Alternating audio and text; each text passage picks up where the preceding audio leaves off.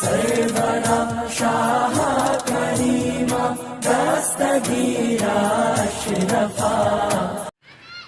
एक शहर है संजर, जहां गरीब नवाज पैदा हुए। अल्लाह का शुक्र है कि ईरान में है। गरीब नवाज जिस शहर में पैदा हुए उसका नाम है संजर। वो शहर भी मुल्क ईरान में है।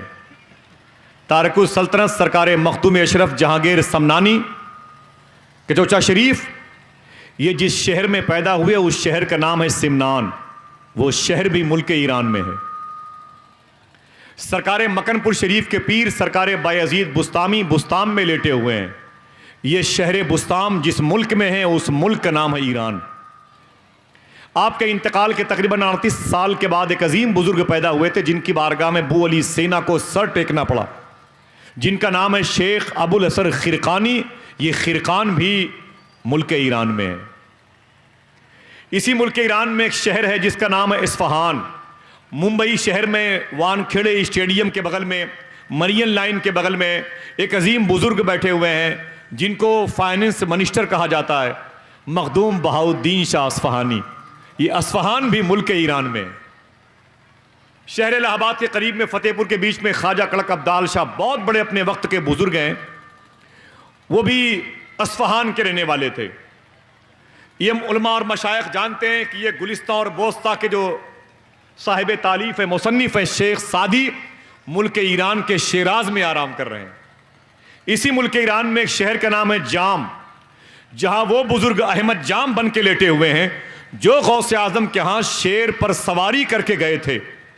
और शेर की खुराक के लिए जब उन्हें एक जानवर पेश किया गया था गौसे आजम की बारगाह से, जब उस जानवर को उनका शेर खाने के लिए आगे बढ़ा तो गौसे आजम के कुत्ते ने उनके शेर को फाड़ डाला था।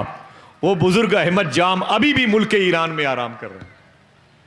इसी मुल्क ईरान में एक शहर का नाम है जीलान, जहां हुजूर गौसे आजम पैदा हुए। कह दो सुभान अल्लाह। जरा हाथों को ढा के बोलो लब्बैक या गौसे आजम। जोर से बोले, आवाज थोड़ी सी आनी चाहिए भाई। लब्बैक या गौसे आजम। अच्छा, बगदाद शरीफ जाएंगे तो क्या कहेंगे? हाथों को ढाके लब्बैक या गौसे आजम। क्या कहेंगे? लब्बैक या गौसे आजम। और जब करबला जाएंगे इमाम हुसैन की बारगाह में तो क्या कहेंगे? लब्बैक या हुसैन। हाथों को ढाके बताएं, फिर से बताएं, दिल से बताएं, लब्बैक या हुसैन, लब्बैक या हुसैन। और जब मदीने शरीफ जाएंगे तो क्या कहेंगे? लब्बैक या रसूल अल्लाह। सबकी आवाज आनी चाहिए भाई। क्या कहेंगे? लब्बैक या रसूल अल्लाह। मिंबर शरीफ के उलमा भी बोले अपने हाथों को उठा के, लब्बैक या रसूल अल्लाह, लब्बैक या रसूल अल्लाह, लब्बैक या रसूल अल्लाह। और जब मक्के शरीफ जाएंगे अल्लाह का सबसे मोहतशम और मुअज़्ज़म घर खाने काबा देखने के लिए तो क्या कहेंगे? लब्बैक अल्लाहुम्मा लब्बैक। क्या कहेंगे? लब्बैक अल्लाहुम्मा लब्बैक। बात बगदाद शरीफ की। एक दो बातें सुन ले, टाइम ज़्यादा नहीं रहेगा, मेरे लिए निज़ामत करना है। और मैं तो मजलिसों में गुफ्तगू बहुत करता हूँ, वो 10-20 लोगों को लेकर के। कोई नहीं सुनता है तो माइक वाले को सुनाता रहता हूँ।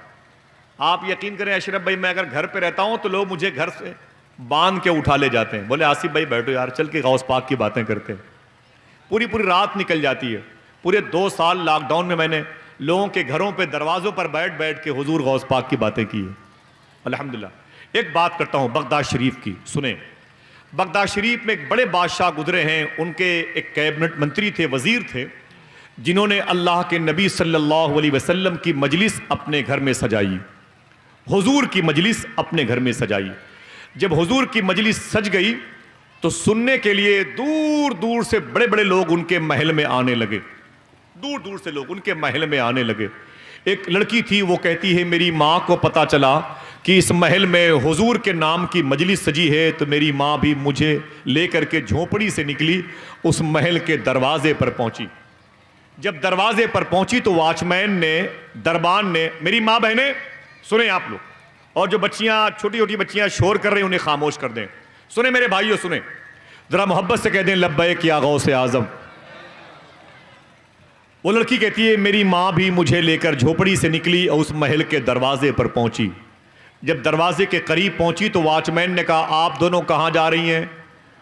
तो माँ बेटी ने कहा कि अंदर पता चला है कि मदीने वाले की महफिल सजी है। सुभान अल्लाह कहने में कोई दिक्कत? अंदर पता चला है कि हुजूर की मजलिस सजी है, हुजूर की नात सुनने के लिए आई हूं। आज पता चलेगा हुजूर कैसे मुस्कुराते थे, आज पता चलेगा कि हुजूर की सखावत का अंदाज क्या था, आज पता चलेगा कि हुजूर की खराम नाज की खुशबू कैसी थी। यही सुनने और महसूस करने के लिए हम अपनी बेटी को लेके यहाँ पर आए हैं। तो दरबान ने कहा, अंदर एंट्री करने के लिए पास का होना ज़रूरी है। तुम्हारे पास दावतनामा है अंदर एंट्री करने के लिए? तो लड़की की माँ ने कहा कि हुजूर तो गरीबों के भी हैं, हुजूर तो यतीमों के भी हैं, हुजूर तो लावारिसों के भी हैं, हुजूर तो बेवाओं और मिस्कीनों के भी हैं। अंदर हुजूर की मजलिस में जाने के लिए कौन से पास, कौन सी दावत की ज़रूरत है? अरे हुजूर तो सबके हैं। बात सही है कि नहीं है? हुजूर तो इतने सबके हैं कि मदीने शरीफ में दोपहर के वक्त में एक औरत ने हुजूर को हुजूर के गुलामों के करीब से बुलाया, अरे मुसलमानों के नबी बाहर आइए। मेरे आका उठे और उसके करीब तशरीफ ले गए। धूप बहुत थी, वो औरत खड़ी हुई, हुजूर से कुछ कहने लगी। मेरे आका सुनते रहे। हुजूर के गुलाम परेशान थे, इसलिए कि जिस औरत ने हुजूर को बुलाया था वो पागल थी। समझ गए? वो कुछ कहे जा रही है, मेरे आका सुन रहे हैं। बहुत देर हो गई तो उस औरत ने कहा, मुसलमानों के नबी जाइए अपने गुलामों के पास। मेरे आका मुस्कुराते हुए तशरीफ लाए। जैसे बैठे उमर फारूक आजम खड़े हो गए, हाथ बांध के फरमाया, सरकार इतनी देर तक आप वहां क्यों खड़े थे? मेरे आका फरमाते, उमर उस औरत की दिलजोई के लिए खड़ा था, उसने मुझे बुलाया था, इसलिए मैंने उसका दिल रखने के लिए वहां पर जाके अपने आप को उसके सामने पेश कर दिया था। उमर फारूक आजम कहते हैं, मेरे आका वो औरत पागल है, पागल औरत वो पागल है, उसका दिमाग खराब है, वो माजूर है, वो अपाहिज विकलांग है दिमाग से। सरकार पूरे मदीने शरीफ में कोई उससे बात नहीं करता। मेरे आका ने जो जुमला अदा किया है वो शहबाजिया चैनल के हवाले से पूरी दुनिया आपकी आवाज़ को सुनेगी। मेरे आका से उमर ने कहा था, अरे मेरे आका वो पागल है, पागल जिससे इतनी देर तक आप बात कर रहे थे, पूरे मदीने में उससे कोई बात नहीं करता। मेरे आका फरमाते, उमर जिससे कोई बात नहीं करता मोहम्मद उसी से बात करने के लिए आया हुआ है। अल्लाह अकबर। मेरे आका तो यतीमों के भी हैं, बेवाओं के भी हैं, मिस्कीनों के भी हैं, नादारों के भी हैं। जिसका कोई नहीं आमीना का लाल उसका है, जिसका कोई नहीं अम्मी हलीमा का लख्त जिगर उसका है। औरत कहती है, ये कैसी बातें कर रहे हो? ये क्या अमीरों की मजलिस है? क्या वजीरों की मजलिस है? ये बड़े बड़े पैसे वालों की मजलिस है? क्या यहाँ पर गरीबों की एंट्री नहीं है? कैसी दावत और कैसा पास? इतना कहना था कि वॉचमैन ने धक्के मार करके माँ बेटी को बाहर फेंक दिया। शर्म नहीं आती गरीब औरत? तेरे दुपट्टे फटे हुए हैं, तेरे बालों में मिट्टी के गर्दो गुबार ने कब्जा कर रखा है, तेरे होठों की पपड़ियां इस वक्त तेरी गुर्बत का एहसास दिला रही हैं, तेरी चप्पलें टूटी हुई हैं, तेरे बदन से गरीबी की महक आ रही है, चल बाहर निकल। लड़की को उसकी माँ को धक्के मार के बाहर कर दिया गया। लड़की कहती है, मेरी माँ चीख पड़ी, इतना रोई कि उसके दुपट्टे भीग गए। मेरी माँ की हिचकी बंधी हुई थी, मेरी माँ तड़प रही थी। मैंने अपनी माँ के करीब जाके कहा, माँ आप इतना रोएं मत। माँ ने कहा, बेटी क्यों ना रोऊं, आज की रात के लिए मैंने कई रात इंतज़ार किया है। मुझे कई रात पहले पता चल गया है कि आज की रात हुजूर का जिक्र इस महल में होने वाला है। मैं कई दिन से खुश थी कि हुजूर की जलसे में जाऊंगी, हुजूर की मजलिस में जाऊंगी, हुजूर की नातें सुन के सुभान अल्लाह कहूंगी, हुजूर पर दरूद पढ़ूंगी। कोई बताएगा हुजूर की चाल कैसी थी, कोई बताएगा हुजूर की आंखें कैसी थी, कोई बताएगा हुजूर की पेशानी कैसी थी, कोई बताएगा हुजूर के लबो रुखसार कैसे थे, कोई बताएगा हुजूर का ज़कन मुबारक कैसा था, कोई बताएगा हुजूर की रेशे मुबारक कैसी थी, कोई बताएगा हुजूर की जुल्फ़े मुबारक कैसी थी। आज अमीरों ने इस घर के दरवाजे गरीबों के लिए बंद कर दिए हैं। लड़की ने जो अपनी माँ से एक जुमला कहा उसे सुन लें, और दिल कहे तो कोई एक आदमी सुभान अल्लाह कह दे। लड़की ने अपनी माँ से कहा था, माँ परेशान मत हो, रोए मत, घर वापस चलते हैं, घर वापस चलते हैं, घर में छप्पर के नीचे एक ज़मीन को साफ करेंगे, अपने दुपट्टे से उस ज़मीन को साफ करेंगे, फिर वहाँ पर अगरबत्ती का एहतमाम करेंगे। अम्मी आप रोएं मत, उसी साफ की हुई ज़मीन पर मैं मदीने वाले की नात पढ़ूंगी, आप सुभान अल्लाह कहिएगा। ज़रा ज़ोर से कह दो। 2 साल के बाद ज़िंदगी के 2 साल कम कर दिए गए, इसको कवर करना ज़रूरी है।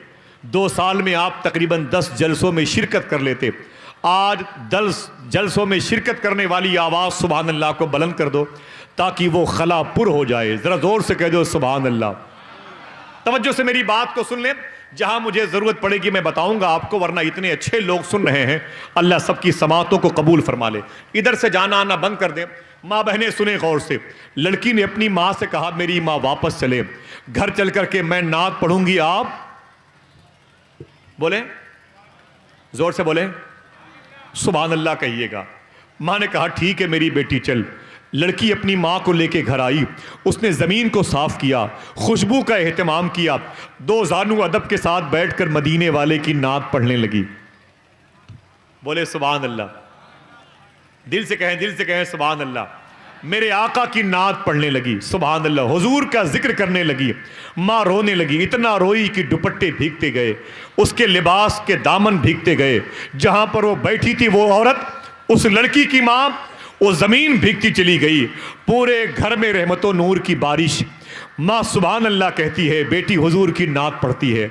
जब वो मजलिस खत्म हुई, अब सुने आप, मुल्क शाम के बुजुर्ग हैं जिन्होंने अपनी तकरीर में ये वाकया बयान किया, खुदा की कसम वो बयान फरमाते हैं, जब वो मजलिस खत्म हुई तो माँ ने पीछे पलट करके देखा तो चीख पड़ी, क्या कि बगदाद के बादशाह, वलियों के बादशाह, हुजूर के लाडले शेख अब्दुल कादिर जिलानी मेरे घर की दहलीज को चूम रहे थे। काश आपकी आवाज जोर से सुभान अल्लाह कहती। पीछे वाले बोले बोले बोले बोले आप। कोई किस्सा कहानी नहीं है, ये हमारे असलाफ की दास्तान है जो हमारे दिल के अंदर हुजूर की मजलिस के आदाब पैदा करती है, हमें खेल कूद से बचाती है। हम तुम्हें क्या लतीफे सुनाएं, हम तुम्हें क्या जोक से और तुम्हें क्या हंसी की बात करें। दुनिया में 400 लोगों की नकलें उतारने वाला उमर शरीफ आज पाकिस्तान के कराची में अब्दुल्ला गाजी की मज़ार के करीब ज़ोहर और असर के दरमियान दफन कर दिया गया। दुनिया में सबसे ज़्यादा हंसने और हंसाने वाला आदमी 4 दिन पहले जर्मनी में मरा पाकिस्तान का, और आज वो दफन कर दिया गया, जिसे बादशाह लताफत कहा जाता था। ये बताएं कब्र में क्या हंसी के ये फवारे काम आएंगे कि मदीने वाले की मोहब्बत काम आएगी। बोले बोले बोले। अपने बच्चों को हुजूर की मोहब्बत से आशना करें, गौसे आजम की मोहब्बत से आशना करें। वो लड़की कहती है, मेरी माँ कहती है, जब मैंने पीछे पलट के देखा तो शेख अब्दुल कादिर जिलानी मेरे घर की दहलीज को चूम रहे थे, मेरे घर की दहलीज को चूम रहे थे। वो औरत कहती है, मैं तड़प गई और मैंने तड़प कर कहा कि ऐ शेख अब्दुल कादिर जिलानी, ऐ शहनशाह बगदादो विलायत, ऐ नकीबुल अशराफ, शेख अबू हफ्स अल हसनी अल मूसली ने फरमाया है कि मैंने गौसे आजम की दहलीज पर बड़े बड़े बादशाह ने जमाना की पगड़ियां आपस में लड़ते हुए देखी हैं। पहले मैं जाऊंगा, पहले मैं जाऊंगा। या शेख अब्दुल कादिर जिलानी, फरिश्तों के कुतुब आप हैं, मलाइका के कुतुब आप हैं, जमीन के कुतुब आप हैं, आसमान के कुतुब आप हैं, लोहो कलम के कुतुब आप हैं, आप मेरे घर की दहलीज को चूम रहे हैं। शेख अब्दुल कादिर जिलानी ने फरमाया था, ना ना ना मेरी बहन ना, मैं तेरे घर की दहलीज को नहीं चूम रहा हूं, मैं तो उस जमीन को चूम रहा हूं जहां बहुत देर से मदीने वाले आका तशरीफ लाए हुए थे। अल्लाह अकबर, अल्लाह अकबर। जरा फिर से अपने हाथों को ढाके बोल दे, लब्बैक या रसूल अल्लाह। जोर से बोले लब्बैक या रसूल अल्लाह। तो जब हुजूर की मजलिस सजती है तो फिर हुजूर होते जरूर है, हुजूर का करम जरूर होता है। मेरे भाई ने कहा, आसिफ भाई नात तो पढ़ना है मेरे दोस्तों को और शायर अहले सुन्नत जनाब मोहतरम सैयद अमान मियाँ कलकत्ते को, और ख़तीब भी ऐसा बुलाया है जो बहुत ही आशिक है हुजूर गौस पाक का, और इतना मकबूल है कि चुपके से बता दूं, जिसने हुजूर सल्लल्लाहु अलैहि वसल्लम का 2-2 मरतबे दीदार फरमाया। अल्हम्दुलिल्लाह रब्बिल आलमीन। बड़ा मकबूल ख़तीब है, गौस पाक की बारगाह का बड़ा मकबूल ख़तीब है, बड़ा परहेजगार, और बहुत ही बाकी दुनिया की तैयारी करने वाला जज्बा उसको अल्लाह ने दिया है।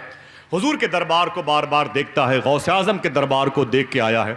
ऐसा ख़तीब आपको मिला, आपको मुबारक हो। तो मैं चाहता हूँ, मेरे भाई ने कहा कि खुसरू साहब एक नाज शरीफ के चंद अशार पढ़ेंगे।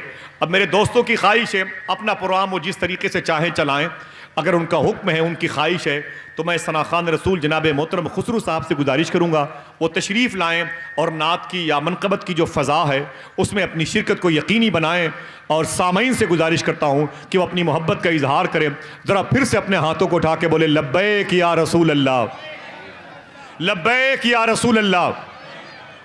दूसरी गुजारिश, जो लोग गली में खड़े हुए हैं मदरसे के, वो सब लोग, जैसे ये मेरे भाई बैठे हुए हैं, यहाँ से वहाँ तक लोग बैठे हुए हैं, मेरी माँ बहनें बैठी हुई हैं अपने पर्दे में रहने वालियों के साथ, वैसे आप लोग इधर आ जाएं, मर्द इधर आ जाएं और ख़वातीन के उधर बैठने का जो इंतज़ाम है वो इससे इस्तेफ़ादा करें। अदब से बैठें, हुजूर की बातें समाप्त करें।